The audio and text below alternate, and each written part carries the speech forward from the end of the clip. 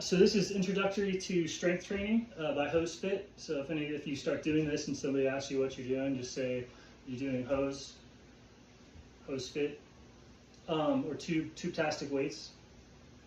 So you're just trying to activate the skeletal muscular system. So if you start in isolation, so pick something like bicep curls is great, and focus in on your arms until you really start to feel the metabolism of the bicep.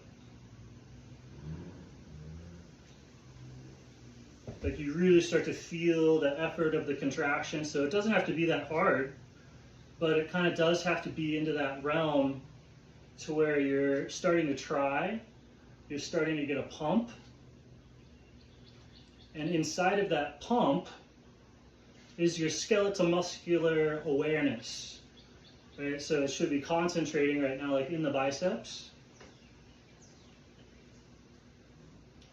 And so as the biceps start to get into that area, that's all you want for strength training, is just to be in that area where your will is making the muscles fire. Like you can really feel the mind-body connection, where what is normally being perceived as kind of fatigue is happening. So that accumulates very strongly in the bicep on something like this. And then just spread that feeling out. So try and see it as a spatial location. Try and see that the strain and the effort that's in the biceps, that's just a state of mind, right? So accumulate it in the biceps and then transfer that state of mind to the rest of all the rest of the muscles.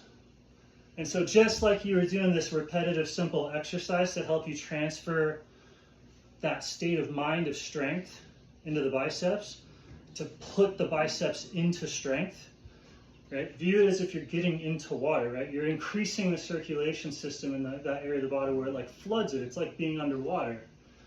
And so accumulate it there, but then you can use simple repetitive movements to help you get that same feeling everywhere.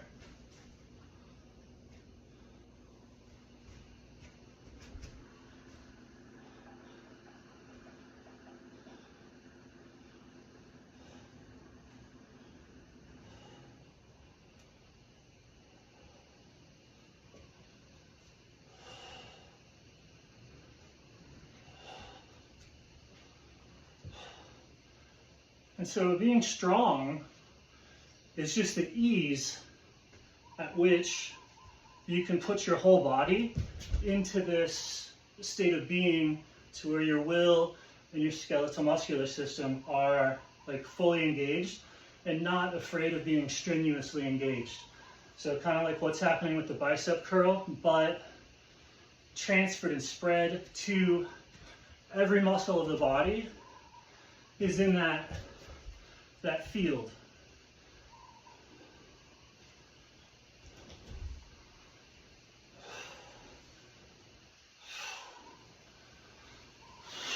And then obviously putting additional weights or you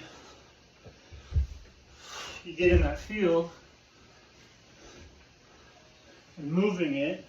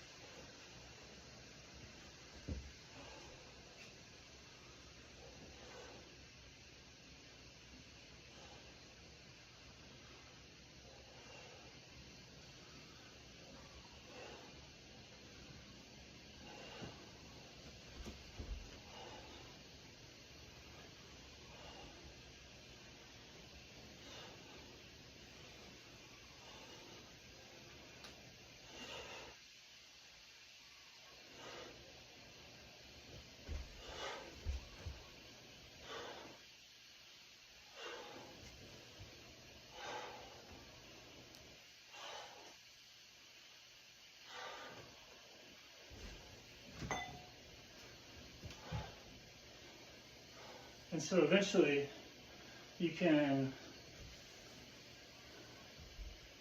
just have fun being in that state of, into that field, and doing crazy stuff is kind of sometimes cool, sometimes distracting, but ultimately that level of connection that, you know, if you're not good at focus, find it with the bicep curls, right? Until, oh, it's starting to burn. Okay, cool. What's going on?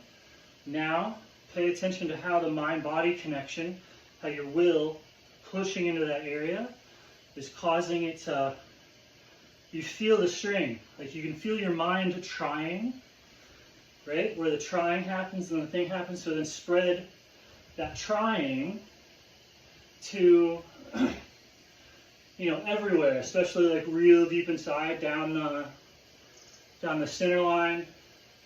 You know, apply the trying to the brain and the spinal column.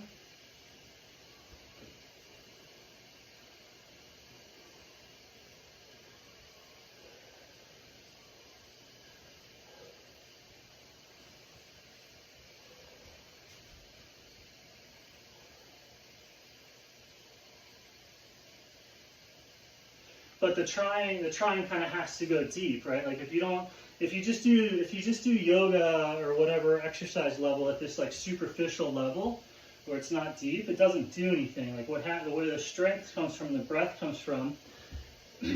If you're not a trained athlete, like if you don't know how to do this, like if you're not in shape, you don't know how to strength train. Like the reason anybody is fit, or the reason that their body looks coherent, is because they know how to strength train, which is going into that skeletal-muscular field as a whole, the same degree that anybody can feel it as a part. Anybody can do a bicep curl. Right? So when you do a bicep curl, or whatever other simple exercise where you're like, oh, I feel the burn, what the burn is where you need to just exist everywhere and to casually like go into. So as you get in shape, or if you're a trained athlete, you just go to that place the same way that you can like get into an ice plunge without making a big deal of it. Like the people that aren't strong, like they don't exist in this field, they don't exist in the heart field, people that aren't strong usually have to do some hoopla doopla warm-up thing.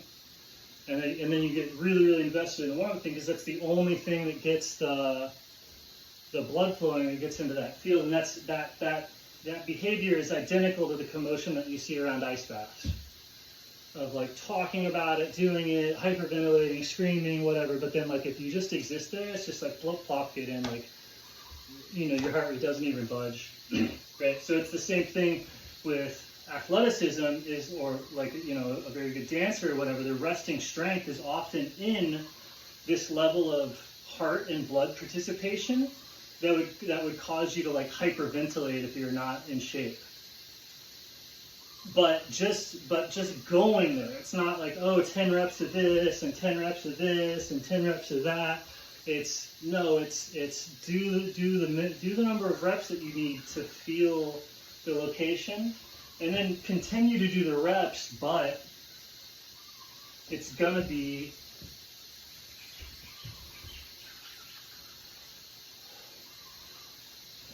it's gonna be full body.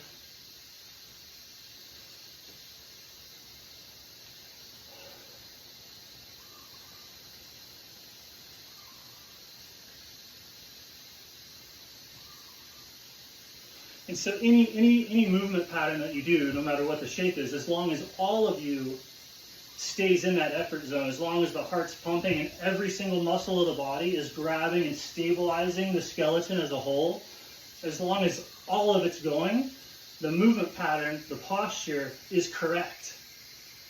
Like that's the only thing that makes a movement pattern and a posture correct.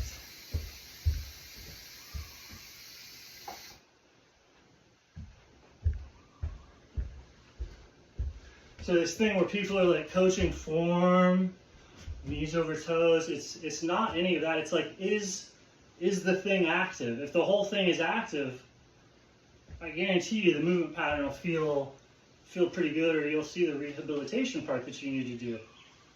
Because if the whole thing is active, your injuries appear like a hole almost in a balloon, rather than like a tear or a broken chain. So it's like you just repressurize or reseal it, sort of.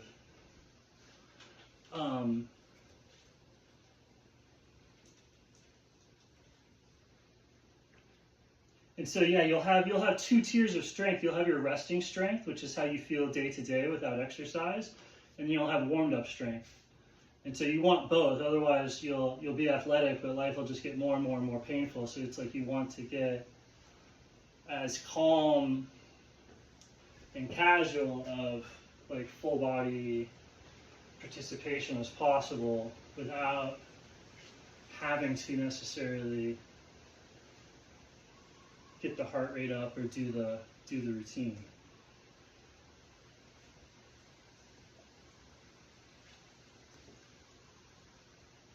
But doing the routine and getting the heart rate up, it just does, that also feels good.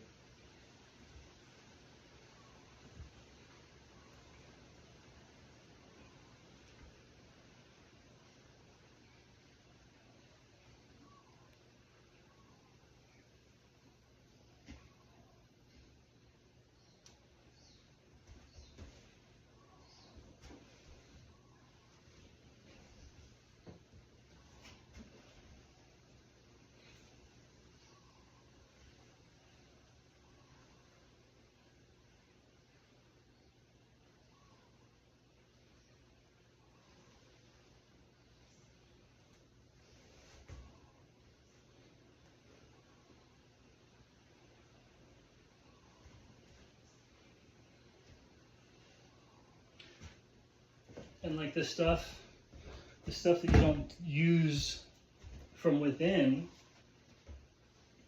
gets rickety.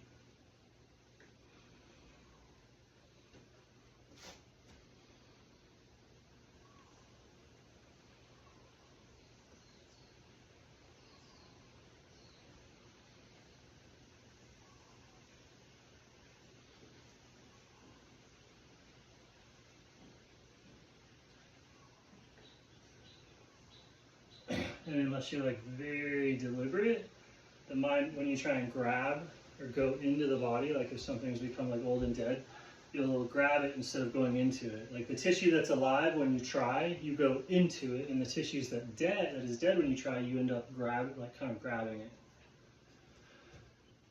So it's if you're trying to rehabilitate any part of the body, as you try, your effort should not be in moving the body because that's grabbing it. Your effort should be, in the therapeutic sense, to go into the body. So like if your back hurts or something, like mine does, I want to make sure I'm like almost applying pressure to the spine in all directions so that the water kind of squeezes into it from around.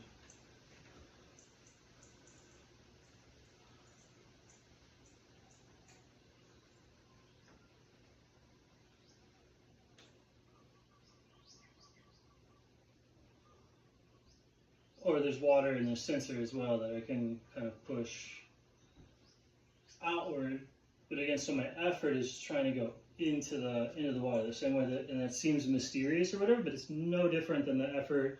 Okay, I'm doing a bicep curl, and then boom, the effort starts to go into the muscle.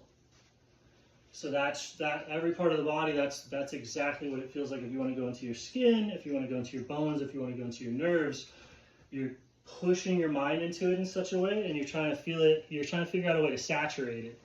So like if it's a functioning organ and you want to saturate it, you just push your mind into it and it just goes straight into the circulation system. But if it's a bone, if it's like a membrane or a non-vascular compartment, then you're going to be squeezing your body water, creating internal pressures in kind of a different way to try and saturate the organs, which people intuitively kind of feel and figure out. They don't necessarily intellectually have to understand this, or movement patterns and stuff have been created that generate these pressures, these flows, and these currents in such a way that you have like the science of Qigong or the science of yoga, for instance.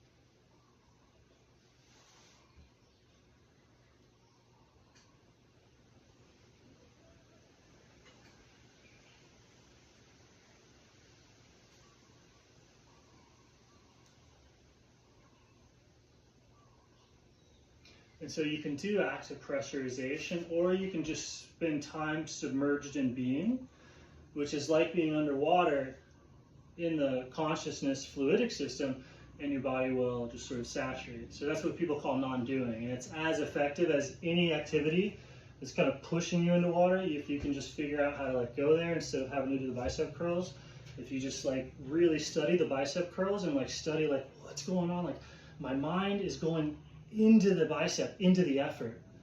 My consciousness is being transmuted into effort right there. And when you feel that, that's happening in every perception, especially the body, but in all perception. So then that same pressure can be applied, and you'll find if you apply that pressure in all directions, you'll find that you're in sort of a literal sea or ocean of consciousness that I'm fairly convinced is just the water of the body itself. Anyway, so that's the basic theory of hose strength training. If you would like any help or assistance or sort of personal training, online coaching, just let me know. We can work something out.